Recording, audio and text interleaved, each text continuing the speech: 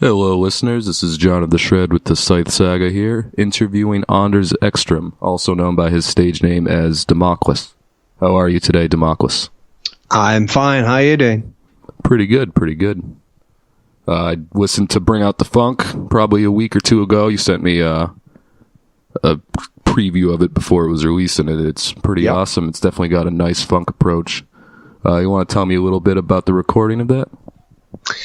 Well, my last album that was released in January, that was very much synth pop inspired, I suppose. And I felt that, my second love, funk, should come into the scene. So I kind of merged electro synthwave with funk as a concept. And this is what came out.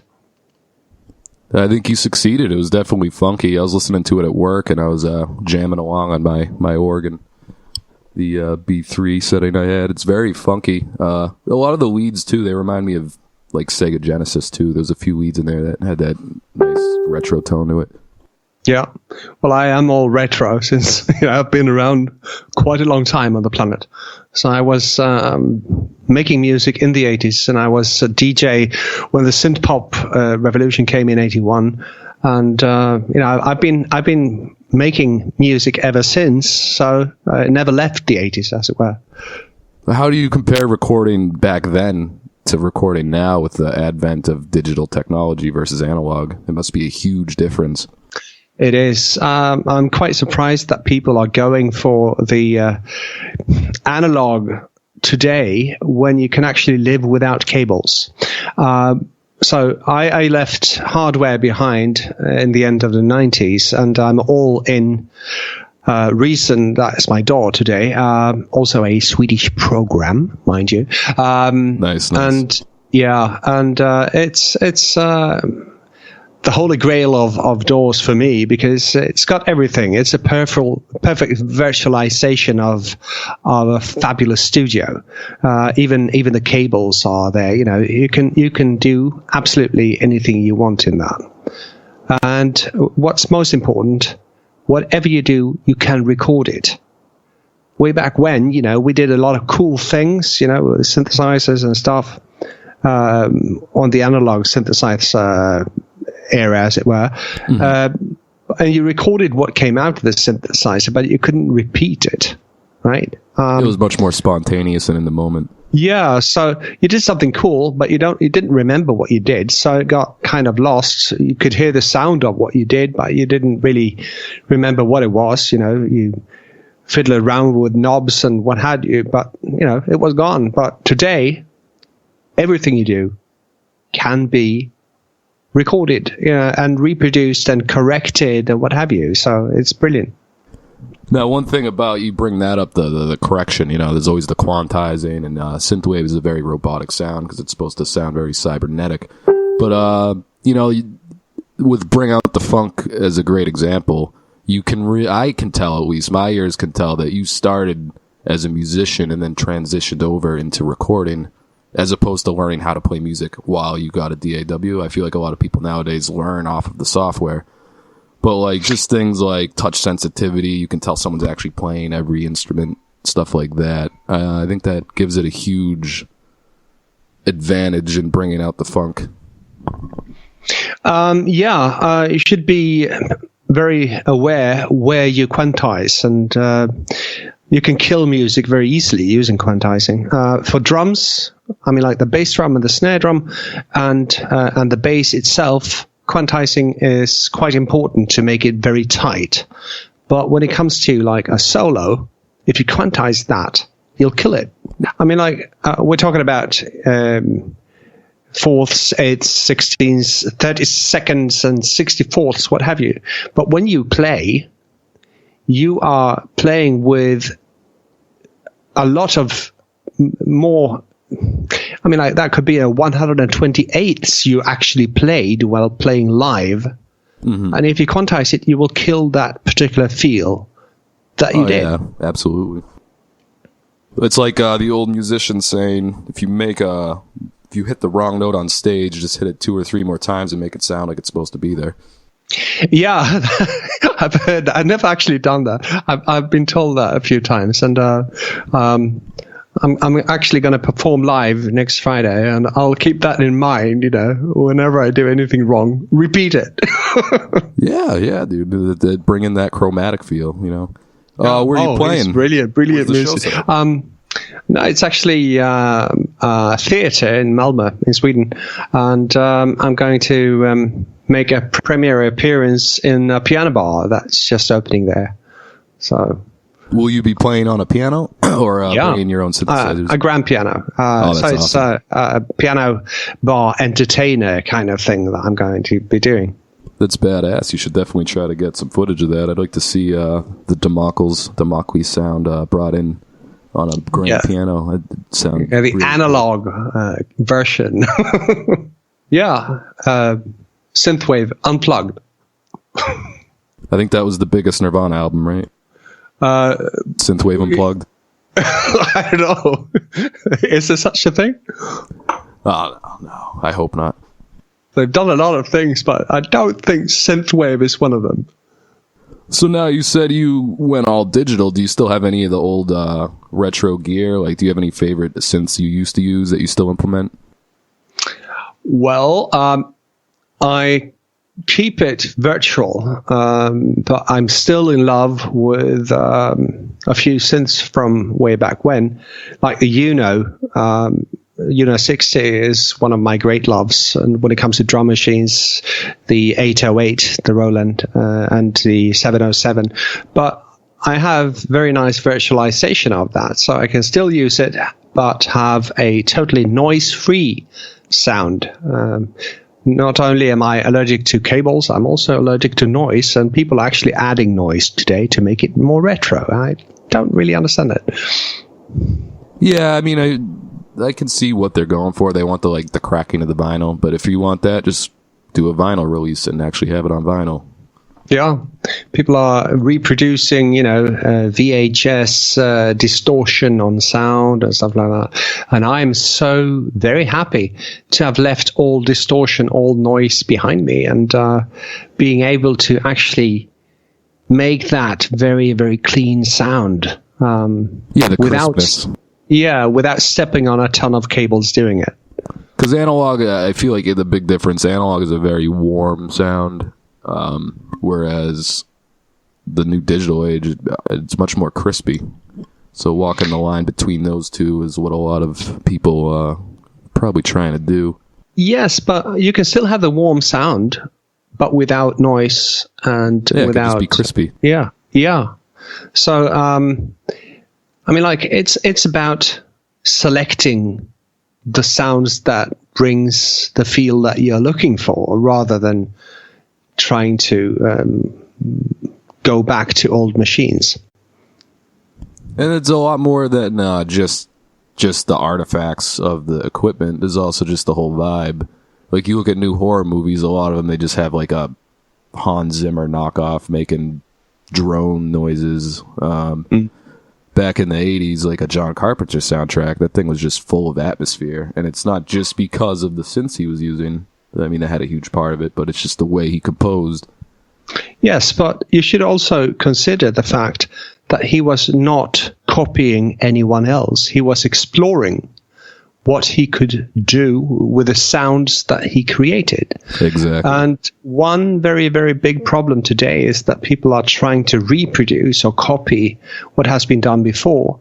You have the outrun movement, where there's suddenly 10,000 different tracks sounding exactly the same. I think it's very important to try to maintain your integrity as a composer, and also explore sounds, because... Well, I know for a fact that many composers start off with a bass sound, and go from there.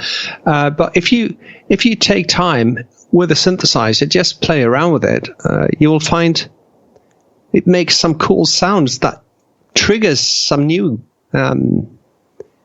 feel in you, and you go from that. And I think we should be doing more of that instead of trying to copy what somebody else did.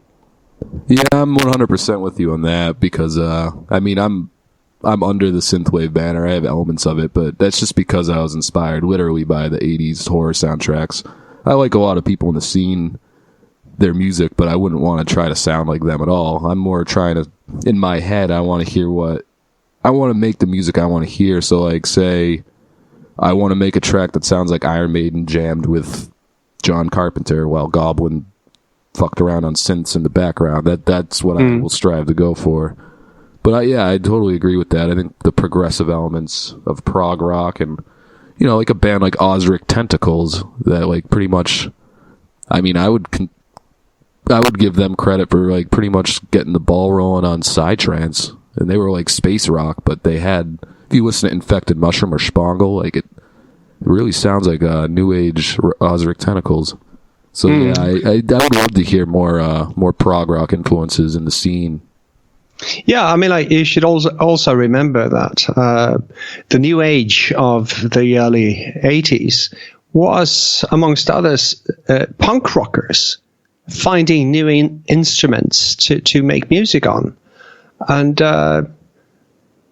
that is way off the synthetic origin. And that's what made the new wave and the synth pop. So trying to keep it real is a good expression, I suppose, even though we are working with synthetics. Make music that kind of brings out your feeling rather than trying to copy someone else. And what you're saying is that, yes, I would like to make something that is that feeling in combination with that feeling. And you think about a couple of different bands, and then you fuse the DNA strands in your mind, and then you go and you create something new. And that's not copying someone else. That is mixing emotions. But, Yeah, because everyone grows up with such a wide palette of musical influences. It's, I think it's essential for people to take the elements of all the stuff they listen to that they really like and try to, meld them into something cohesive and organic that makes sense. I mean, that's the way forward. If everyone just tried to sound like Black Sabbath, we would have never got Judas Priest or Iron Maiden or Sabotage or Manowar. David Bowie once said also something that stuck with me. You should always go one step further than your comfort zone. So go out into the water when you can no longer feel the bottom. Then you're in a good spot to create something new. Yeah. I mean, whether that be putting new instruments in, using new recording methods, or just trying to make something that's goes far beyond the normal attention span. Like, do you have any epic tracks? Because I've done a few that were, I think the longest song I've done is 38 minutes, and that was so fun to make. But, like, I don't know, I've always been a fan of those big epic songs. It's almost like a symphony condensed, Yeah, I made one that was some 40 minutes long once. But then again, during the 40 minutes, it transformed into new pieces. So it was one coherent track, and I called it Like a Movie, because it was kind of sort of a movie soundtrack without a movie to go with it. Yeah, absolutely. That sounds sick. If that's still online, you should send me a link. It's never been online, actually. That was done before there was anything called online at all. Interesting. How different is music now? Like, compare the current scenes that you interact in versus when you were DJing and making music in the 80s. Well, it's all house music now, but that's a lie, because it's all called house music, but still there are big variations within the house. There is slow house, there is fast house, so it's probably a lack of good names, I suppose. And then there are lots of name combinations that I don't master at all. But you can still hear that same thing is going on when something becomes a hit. Everybody's copying it, and everything is sounding the same for a while. But you can like, if you listen to Avicii now, he's mixing country and western with what almost is starting to sound synthwave. So it's a very interesting scene, I think. For a while, it sounded very much the same, but now it's becoming diverse again, and that's a good thing. Yeah, definitely. there's just so much more capability these days to actually record. I feel like classic rock, there's just so many bands that really had their own sound. Like, you could tell every single one of those bands apart, even the lesser known ones like Procol Harum or Gentle Giant. But I feel like that's because back in those times, you would have to spend a lot of money to be able to record, or you'd have to actually get a deal. Now there's a lot of people they're starting to record music before they even understand it, because the technology exists where, they're recording music before they know how to compose anything worth being released. You know what I'm saying? Which isn't bad, but that's just like the young. This actually happened end of the 80s and the beginning of the 90s with the entrance of house music, and it's called house music because people were making the music in their own house, because at that time it was suddenly available for people to record in their own home, and that's both good and bad. What we can see, as you say, the things that hit the market is there's a lot more of the bad stuff than it used to be, because it was expensive to record before, and that kind of left out all the bad ideas. Now, a lot of bad ideas is hitting the market, but also in the midst of this, you get a guy like Skrillex coming along and, putting a face on dubstep for a while there. And these things would not be possible if somebody were to be paying for the experiments. Skrillex and dubstep would never have occurred if people were not experimenting with sounds. If everybody was doing what everybody else is doing, we would not have that. So it's still evolving. And the problem is, now there are millions to compete with instead of handful. Yeah, that is true. The means of recording is much easier, but now there's a much wider pool to be noticed, to stand out from. Yeah. And I mean, like, musical skills will always be recognized, as you said yourself before. I've been, toying around with the idea. What if like Beethoven would suddenly appear today and we gave him a door? What would he make? He wouldn't be able to make anything because there'd be no vibrations, and he used to make off vibrations. And he was deaf as well. Yeah, but okay, take another one. Vivaldi. Yeah, whatever. And put modern technology in their hands, because they were musical geniuses, and I would absolutely put my money on that. They could, after learning the technology, make astonishing music with today's absolutely. Technology. I mean, I have software that is actual orchestra. You hit a key on your keyboard and you're queuing up an 18 violin section that was actually recorded for the purpose of so I don't have to go find an orchestra, kidnap them, put them in my basement, imprison them, and then only feed them when they play my sheet music. I don't have to do that anymore. Why on earth didn't you tell me before? I've been kidnapping symphony orchestras for years. I don't know, man. I wish I had the intel to you earlier. I've gotten into some pretty hairy situations myself. I was very happy to find that software. Come on, symphony orchestra. Come along with me. I've got some candy. Come. And bring 20 people. But just get a windowless van and paint free violins on the side. Yeah. I got a friend called Sunny X, and he is one of the gods when it came to DJ mixing. And he is he's now very, very, very high up in the hierarchy of remixers in the world. Whenever he wants something special to be done on the drum section in a track, they fly in the original drummer to do it. So there are still some analog shit happening, but you can do amazing things with today's technology, but never ever stop experimenting. Oh yeah, absolutely. Always got to try to push the sound in new directions, which is very easy. I do like the virtual instruments, VSTs. There's just so much you can work with, just tweaking different parameters and mixing other effects on top of it. You can just like create whole new sounds in like 10 minutes. Sometimes you'll like throw up a bunch of VSTs, and then by the time you finish your template for a track, you realize it's been like 5 hours of you just fucking around and like probably coming up with good ideas. You should just record while you're doing it at this point. Yeah, I tend to do that. I mean, like, if I get a new virtual synthesizer, or VST as you call it, I play around with it and I come up with ideas and I save them as I go.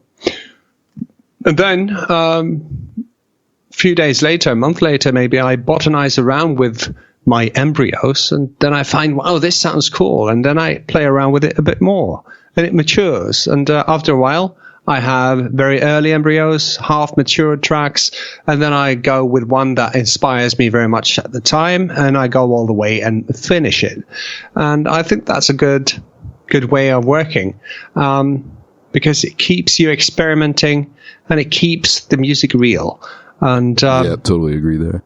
Instead of deciding I'm going to do 125 BPMs in C minor, then you decide just to let the instrument, the sounds, take you wherever it wants to go. And that's what funk is, you know? That's why I think the funk record works, you know? Like, when I first heard the track, for example, your track for Hear the Living Dead, I immediately was like, oh yeah, this guy is playing every instrument. Like, this sounds awesome. All the melodies are very cinematic and bittersweet. So to me, it sounds like a death scene, like after someone dies.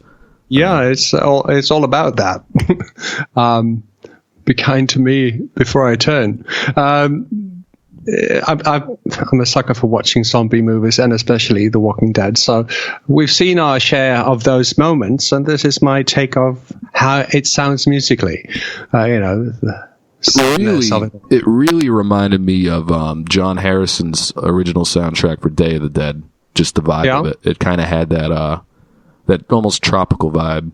For some reason, it just really reminded me of that soundtrack. I thought that was awesome. I was, one of those to get one of the first editions of Jean-Michel Jarre's Oxygen way back when, absolutely fantastic piece of work, and so ahead of his time. And that had a huge impact on me. And Giorgio Moroder, for instance, when he made I Feel Love with Donna Summer, he revolutionized the whole disco sound. And I've got all these, inspirations stuck away in my DNA. So I only just have to today feel what kind of feeling I want to go with, and it falls into place, really. I feel sound are like colors on a palette. If you want to paint a sun, you probably will go with yellow, and if you want to paint a leaf, you probably go with green. I've got a very, very huge palette. That's a good analogy. I like I like making music sometimes to cooking for some reason. I feel like it's very similar. You can't put too much of one thing in there or it'll be overpowering. You got to mix everything right. Like the ingredient mixes is kind of like mixing the tracks and panning them so it doesn't all get cluttered.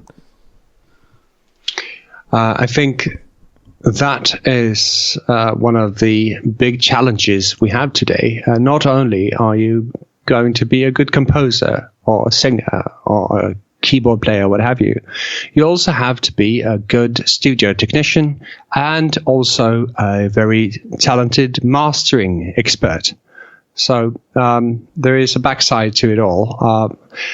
You can hear some guys out there that make really good music, but they don't handle the mastering of the track part, and they don't have the money to spend to pay somebody to do it, and that's a sad thing, really. What, have you listened to my first 4 albums or something?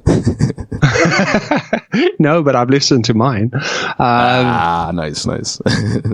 I mean, like, if I pick out something I did in the 80s, it sounds like horseshit, sound-wise. I'm sure it sounds good, man. At least the composition. I mean, even if like you can't get over the sound, as long as the composition is there, you can always just like redo it, revitalize it in new ways. And that's a good thing to do, to revisit your earlier material and, absolutely. and make it something into something new. I've done that on a few tracks. And yeah, me too. There was actually this guy on one of the forums, and he asked, "Is it cheating?" I saw that too. Stuff? No, it's not cheating. I think we both responded on that in Synthwave Producers. Yeah, that's not cheating. Yeah. You wrote that. Yeah, cheating is just taking songs and slowing them down and calling it vaporwave. But that's not even cheating. That's just weird. Just a yeah, it is strange. It is a very strange genre. It's a good. Evidently, it's grown huge. It's grown huge. Well, I think today's culture is very, very ironic. Like, everyone wants to be sarcastic and ironic all the time, almost like they're afraid to be sincere. You know, what happens if I'm sincere? Will people judge me? It's a very, at least in America, very thin-skinned culture. Yeah, but so I feel like vaporwave is the perfect genre for that. It's all ironic. The whole thing is ironic. Look at my aesthetics. It's an intriguing scene. I mean, it's entertaining. I'll give it that. I've always, toyed with the idea that Picasso, who was a fabulous painter when it came to, paint real motifs, if you want. I toyed with the idea that he was actually, pointing the finger to the entire establishment and started to make cubic drawings, and then suddenly he got famous. And I see what you're saying. So kind of like the Deep Purple Smoke on the Water thing. Yeah, Frank Zappa. If you look at those two tracks he made just to make hits, you have I don't want to get drafted, and Don't Eat the Old Snow. No, I think that was not meant to be a hit. But Bobby Brown. Zappa was all over the place. Yeah, you compare those two tracks to the rest of his repertoire of symphonic rock. There's light years in between. Yeah. And evidently he decided to make hits, and he did, just to show that he could do it. He's pretty much lampooned pretty much every major like there was that whole album, We're Only In It for the Money, clearly just him doing Beatles style music. But it's not like he was doing it maliciously, because like he's jammed with John Lennon and stuff. Yeah, but I think that was, just experiencing the feel of it. But Bobby Brown and I Don't Want to Get Drafted, he made to be hits. And that's okay. I find it hard myself to decide that I'm going to make a hit, because then I have to kind of taint the original creation process. Yeah. I actually write music to customers, for commercials and stuff. You do that too, like soundtrack work and nice. And then I go with the exact thing they want. But that's not a creative process for me. That's a mechanical process for me. I don't really want to go in and do that to my own music. No, absolutely not. I realized very early on, I was 16, I believe, and I had these crash and burn experiences with girls, trying to speak to girls the way I thought I was supposed to be speaking to girls. It never worked.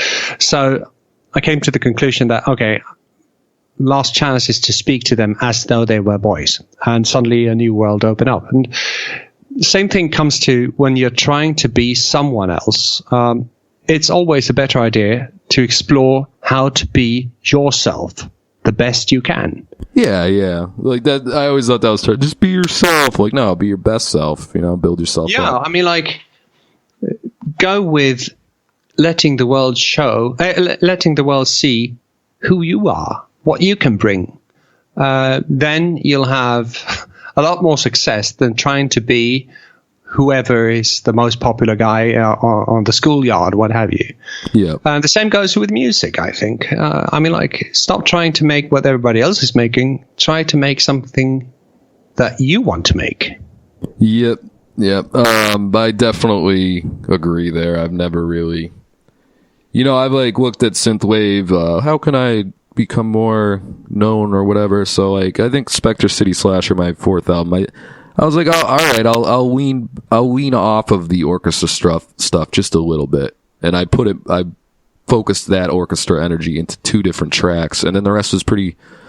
But it was still too progressive, you know. Like I totally understand someone being like, I don't know, there's too much going on. I just can't. It's part of my musical DNA. I can't not just make. I don't know. I just really like progressive stuff, cinematic soundtrack stuff. I'll never, you know, like dilute that vision just to get a few more sales. It'd feel false, you know. Yeah, the same with me. I mean, like I paint with a lot of colors. Musically, it translates into I use a lot of synthesizers at the same time. I don't have one bass. I have 5 basses going at the same time. Well, you got a cinematic approach, like an orchestral approach. And like when I first heard the track you put on, I'm like, oh, wow, I totally related to how you compose and how you make the track. And I could tell you know, you don't quantize. You got the touch sensitivity going on. So like when we were sharing tracks back and forth, I'm like, oh yeah, I had a similar idea in this song, and I'd send you a song. I'd be like, yeah, I hear that. I definitely agree with like pretty much everything you're saying. Apart from that, the listeners should know that you have put a crown on that track in the form of guitar playing that actually brought up the power of my track for the Zombie album very much. So stay tuned whenever that becomes available to listen to, and you can hear John actually taking it one step forward. Actually, what I like about The Walking Dead is that you never really know who is going to die, because they kill off even, you know, very popular actors during the process. I suppose we know a few that will not die, I guess, but you never know for sure. So when they die, it's a lot more devastating than like in Star Trek, the guy with the, a red jacket always was the one to die. Star Trek, yeah, the red shirt. Yeah.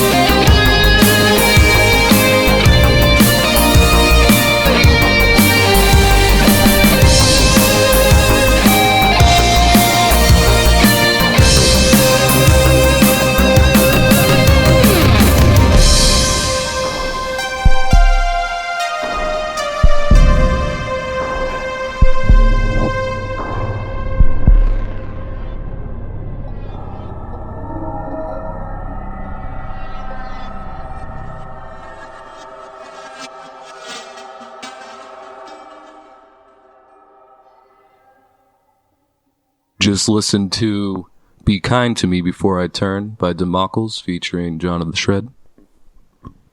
And what did you think? Well, still, you can't say that, but I'm assuming that you liked it. Just say it into your computer screens. We'll hear it. We have the power of telekinesis. Nod if you liked it. Nod if you liked it. Good, good. If you didn't, throw your monitor to the left. Nah, just kidding. Yeah. You need new speakers if you didn't. Yeah, never my fault. It's your equipment. Your equipment. I think that's some faulty equipment you got there, man. Yeah. Might want to upgrade. I don't know, just saying. I was a DJ way back when, and I started to do mobile gigs, and I couldn't afford all the equipment I really wanted, so I had not such a brilliant amplifier, and I was at this big party, being DJ, and I had it on full. You could actually fry an egg on that amplifier, and people came up to me and say, "Can't you play louder?" And I said, "I could, but I'm not allowed to. They've been on me about the volume." Yeah. I'm not Manowar. I can't put 120,000 watts at... No, but always do the best with what you have, I suppose. Now, when you were DJing, did you also bring like synths and jam along live, or? Say again. When you used to DJ, did you ever bring a live element, like jam over? Oh yes, absolutely. I was very early with having drum machines and digital sampler delays and synthesizers on my show, as it were. People didn't understand it much, though. Once I was doing this live remix, and I'd sampled up, beats and stuff from the record, using 5 digital sampler delays that I played with my fingers, and somebody just pulled me away and said, "So, play Springsteen." And they said, "Why did it all become so silent?"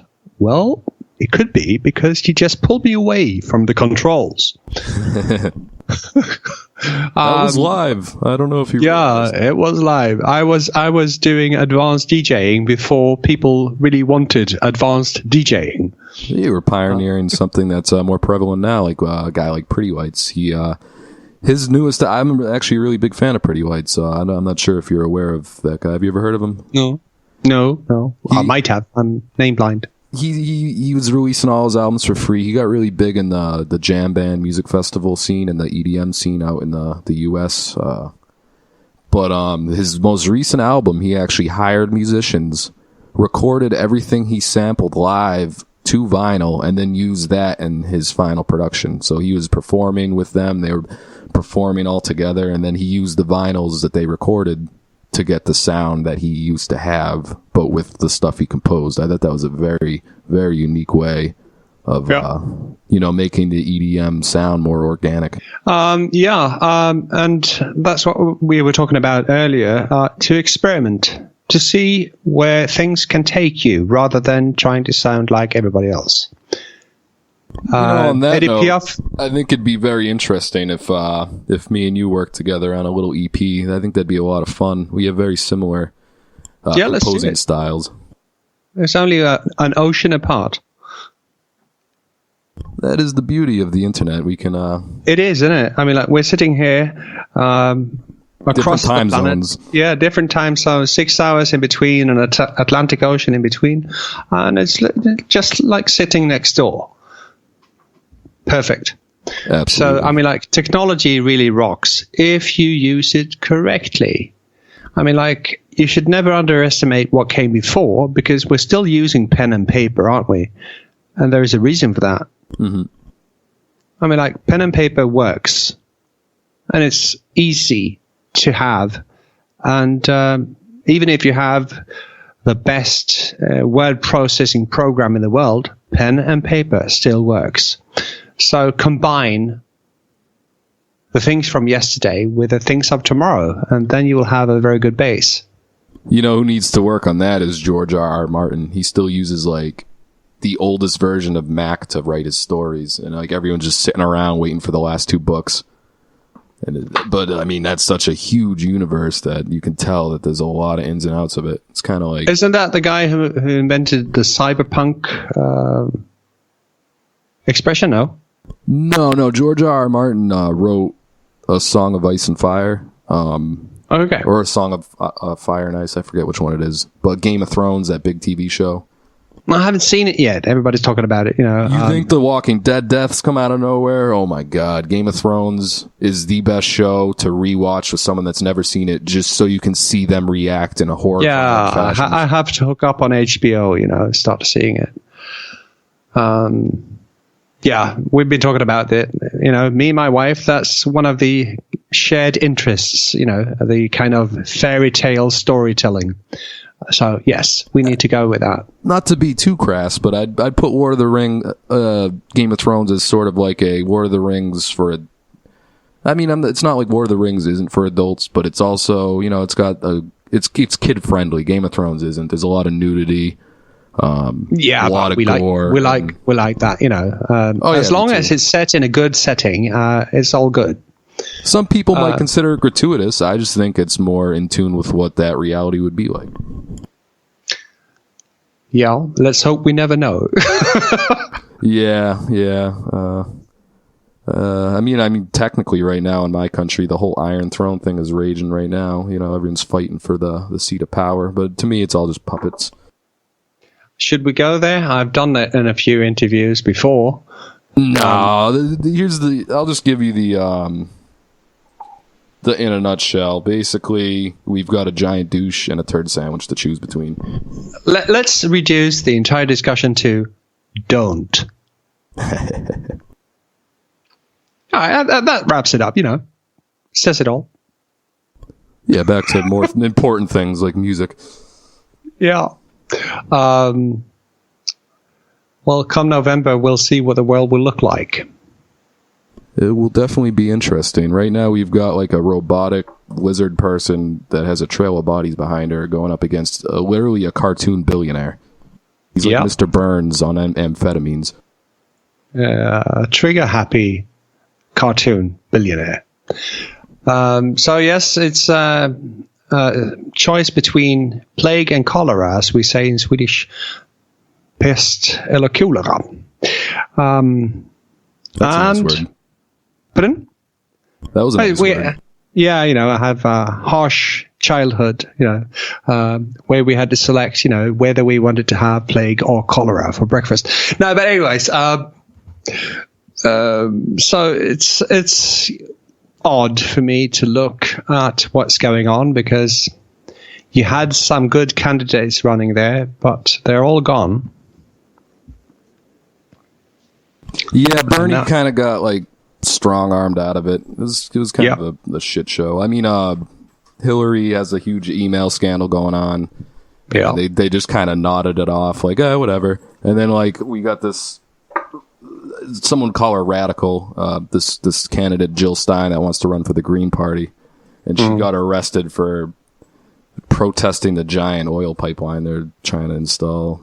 So I just find that very ironic.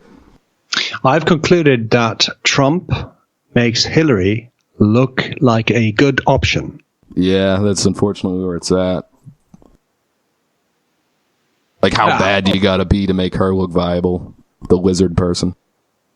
Probably quite bad. But, I feel like the American dream has been dead for a long time unless, the only way to rise above the system is to not let it bring you down and to monetize your passion, monetize what makes you happy.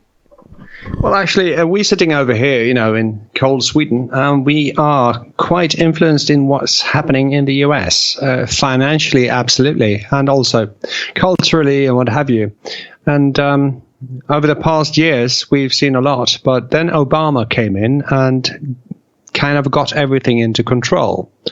So Obama was actually a light in the dark for a long time, but now that time is almost over. Yep. Unfortunately, Bernie won't be taking over. I'd love to see Larry David. Nope. That would, according to me, would have been the best option, but Then again, I'm not able to put my vote into this, but to all of you, those of you listening, don't. Yeah, that sums it up. So now, speaking of Sweden, how's the synthwave scene over there? You get to play, you said you're playing on the grand piano. Are you doing any shows with your synths? No, I'm not. I've been lately offered to start DJing again, and I'm honestly considering it. I did play on my daughter's 17th birthday party because she, at a weak moment, she asked me to do that, and I felt, this actually felt good. So yeah, that's awesome. That's probably why I said yes when I got offered to do something else today that I can't go into it, but there is always a DJ living inside me. I was a DJ for many years, and I did lots of cool things, and that also evolved parallel to my synth music creation process, and so they always, connected. Absolutely, especially these days. I mean, with digital technology, every talent or skill set you learn will in turn help everything else you're doing. I mean, I taught myself piano off a guitar, and that reinforced my music abilities on both, just theory in general. If you do digital art, then that's going to help you, enable you to kind of put into a visual perspective the music that you're Absolutely. creating. Once you've learned one language, it's easier to learn the second one. How many languages do you speak? 7. What are they? That's pretty crazy. Well, Swedish, obviously. Otherwise, would be hard to call myself a Swede, I suppose. Danish, Norwegian, similar languages, but quite different. German, English, French, and Spanish. Wow, that's awesome. Yeah, I like to speak, so, good to be able to speak in many languages, I suppose.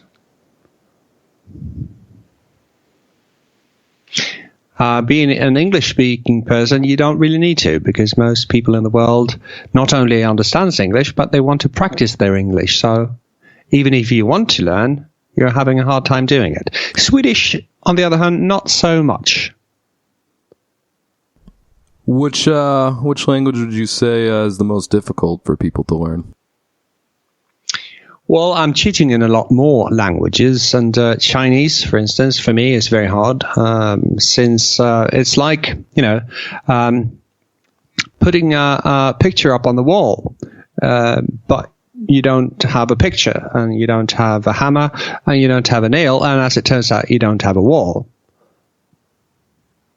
Other languages, you might have, the nail and the hammer and the wall, and the only thing lacking is the picture, and then you can make that happen. But, some languages are so far apart, like Thai, for instance, is also very difficult.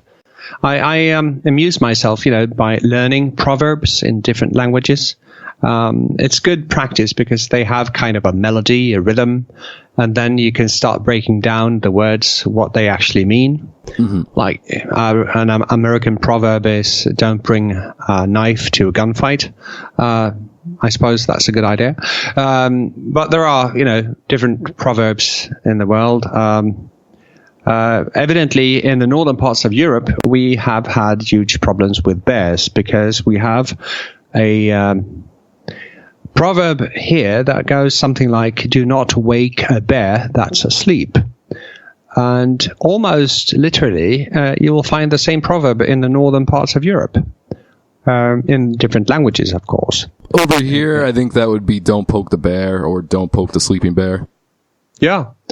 So it's good advice if you have bears around, I suppose.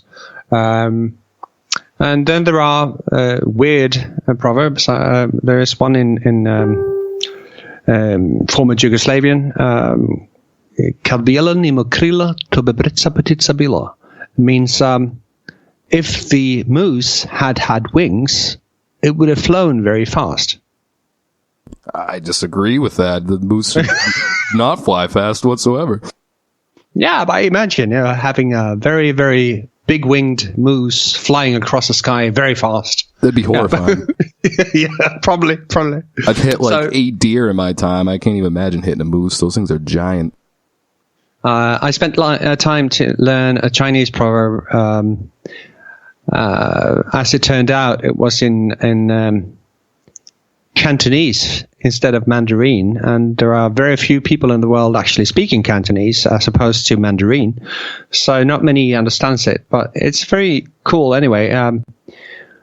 我是打蛙蛙不给，我是打月李丁零, meaning don't spend time on something that does not bear fruit. Instead, put something simple in the ground that will manage itself. That's good advice, isn't it? Yeah. Don't spin the wheels unless there's gas in the tank. Yeah. I just made that one up. It's almost historic already.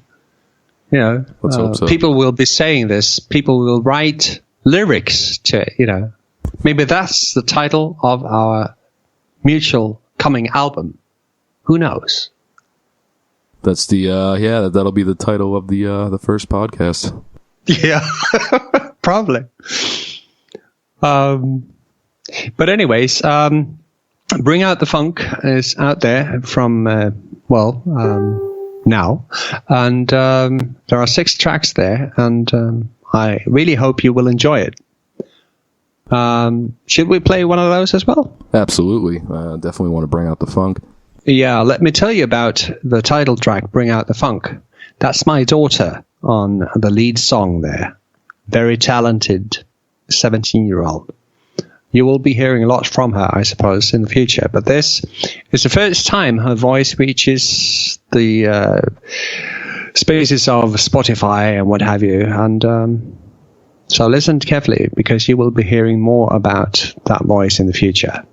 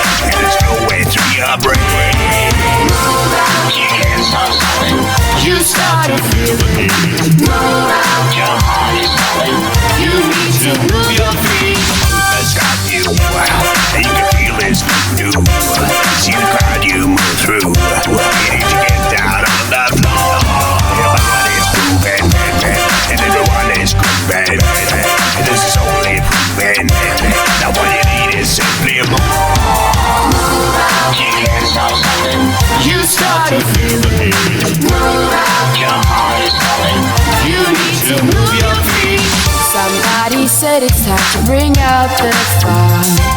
Everybody get moving. It's really time for us to bring out the funk. People want to get moving.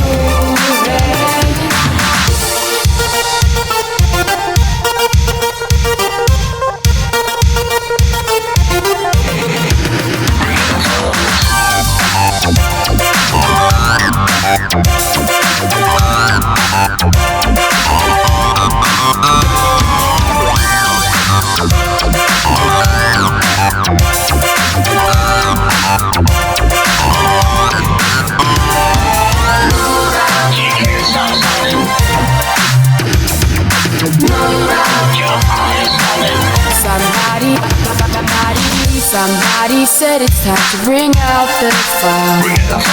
Everybody get grooving. It's really time for us to bring out the funk. People want to get moving.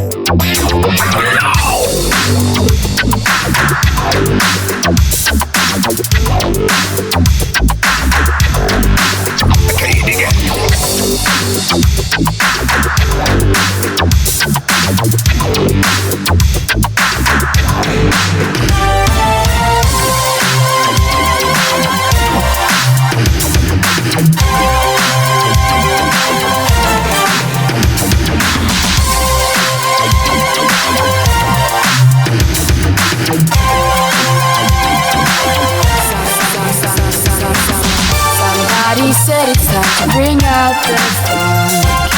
Everybody get moving. It's really time for us to bring out the funk. People want to get moving. Somebody said it's time to bring out the funk. Everybody get moving. It's really time for us to bring out the funk. People want to get moving.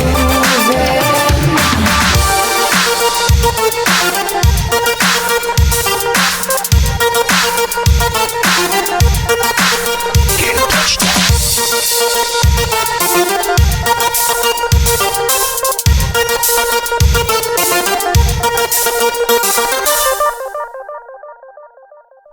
All right, we're back. Yep. Did you enjoy it? Of course. I very much enjoyed doing it, and having that fabulous song voice in my studio was a very great experience. And I think you're agreeing with her having a fabulous voice, and it's very, very suitable for this particular track. I actually tried to sing it myself to start with, and I realized I trashed the track doing it. That's why I asked my daughter, could you please? And she said yes. She definitely did a great job. Yeah, even though she normally just says, Dad, you must understand that your music is shit. Yeah, she's very explicit that way. But anyways, there's another track on the EP. I tried to go back to my roots, where the two loves of my life, synthetic music and funk music, kind of, started back in '77 with the release of Kraftwerk's Man Machine album. The Robots track on that album really, really made a huge impression on me. And there is kind of a follow-up to that, a cousin, if you will, on the EP. And for those of you having listened to Kraftwerk, you will absolutely recognize the sound of it all. That's quite on purpose, even though it's not anyway a copy. But it's a follow-up because it's called something, I forget. I forget my old music. What's it called? It's called Singularity Event. And Singularity Event is the actual moment when a artificial intelligence reaches self-awareness. And in this particular piece, the artificial intelligence is the entire internet. And some scientists actually believe that if you load too much information, then suddenly something weird can happen and it can become aware. And let's see if that happens. But this track is about when it happens. So please, if you will, join me into maybe a not so far future when the internet becomes aware.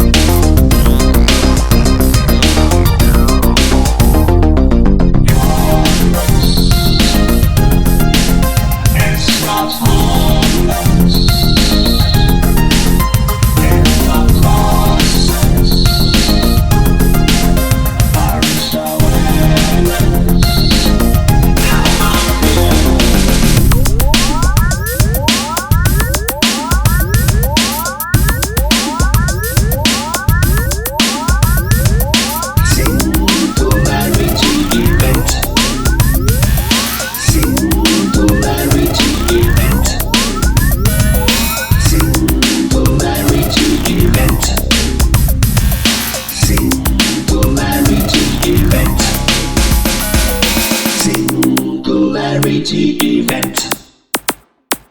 Singularity event.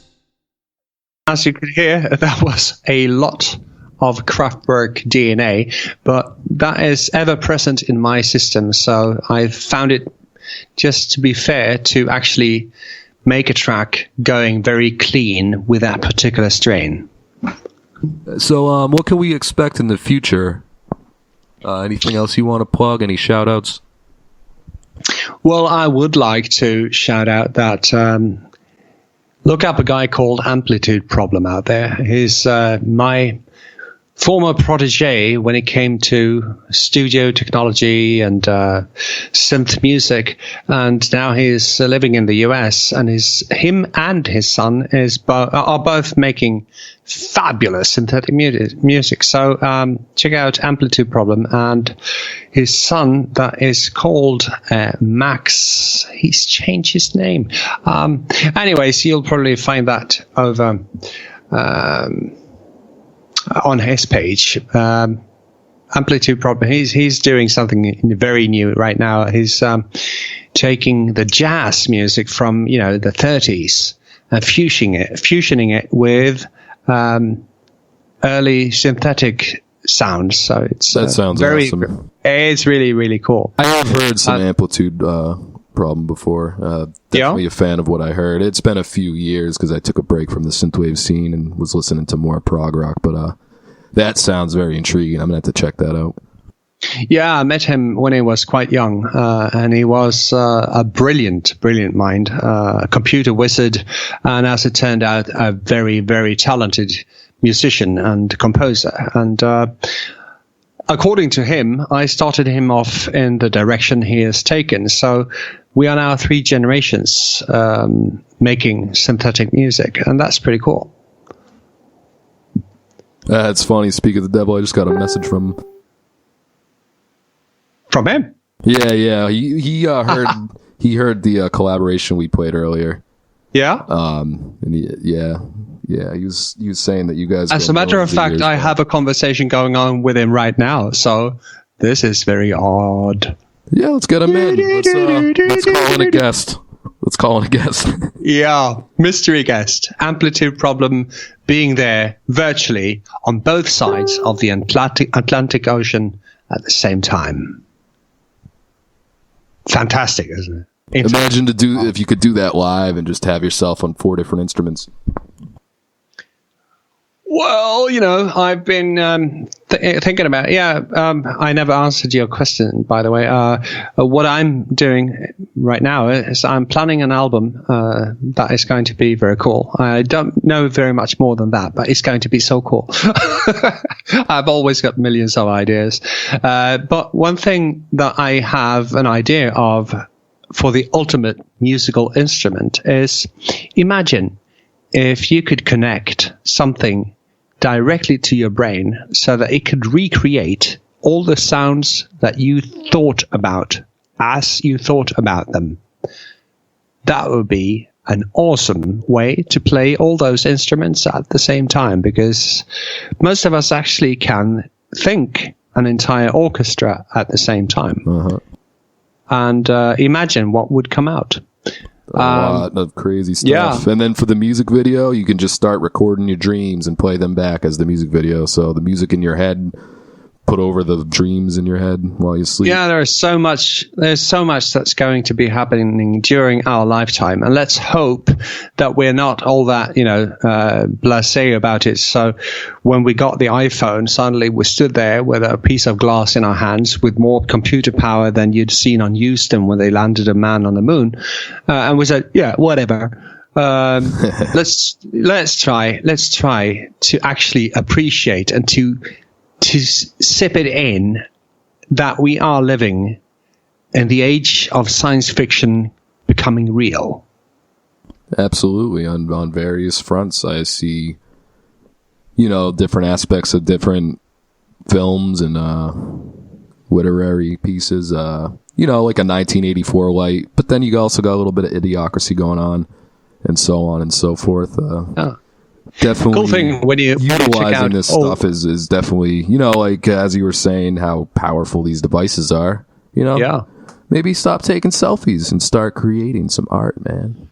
Yeah, I mean, like, there are people doing that, but most of us are just going, yeah, whatever, and not realizing that we are living in an astonishing era. Well, that's an interesting thing that now that you bring that up. Like for example, social media. You'll see a lot of people like posting music and stuff. It won't really get recognized, but then someone throws up a meme with Pepe the Frog and Hillary Clinton, and that'll get spread throughout the land. It's very, very strange. Yeah, when I've made a new track, I put it up on my Facebook and I get 3 likes. If I put up a picture of a cat, I'll get 1,000 likes and billions of comments. So weird, cute right? cat, yeah. It's a bit shallow life, I suppose, today. So the internet is a grand cocktail party with nobody should speak about anything more serious than a cat. Lest there be some sincerity there. Yeah, I suppose, like on the internet, we all want to look the best, look at the fabulous food I'm eating with my fabulous friend in my fabulous house with my fabulous knife and fork. And it's all a sham. I think bringing it real, it might sound cliche, but I think it's always better than faking it, whatever real might be. I agree with you there. And this is kind of, thank you for keeping it real on this on this podcast. It's been fun talking to you. It's been fun being on the podcast, and I'm looking forward to making new entrances into it. And I'm very much looking forward to hear the album that we're working on together, to hear it all coherent and in togetherness, as it were, because it's going to be brilliant, absolutely. So listeners, keep in mind you can get Bring Out the Funk on Future 80s Records. Yes. Over on Bandcamp. Is there any merch with that? Did you do anything like CDs or cassettes or anything? Not yet, but if the interest is large, there will absolutely be maybe both, maybe vinyl. It's all up to you out there. The more you actually spend on it, the more things will happen on it. So that's a call to action. People, go get that album and get funky, because it really is extremely funky. Yeah, I mean, like, it's called Bring Out the Funk for a reason. Keep your eyes open for Hear the Living Dead, which will be released the same day as the season premiere of Season 7 of Walking Dead, late October. You can hear me and Damokles' collaboration, Be Kind to Me Before I Turn. Yep. And, a slew of other great artists and musicians. That have so much cool music. Yes. I think there's already 20 tracks submitted. There might be up to 30. We're not sure on the final track list yet, but quite a few of them are done, and they're sounding really good. I had a lot of fun. Yeah, unconfirmed rumors is that they want to have this as the actual soundtrack on the next season. Very unconfirmed rumors that might be totally invented by me right now, but, always food for thought. No, actually, what our plan is, and, I shouldn't be revealing the secret Scythe initiative before it's successful, but we're actually going to invent a time machine, go back to the 80s, use that technology to record the first season of Walking Dead, and then come back to the future and then release that with this as the soundtrack. When you say it like that, it's obvious. Why didn't I think of it? I know, right? It's so brilliant. Wow. Definitely look forward to working more together in the future. Me too, absolutely. So have a brilliant day, or what is it? Night? A day, yeah. You're in the day mode, I'm in the night mode. Yeah, brilliant.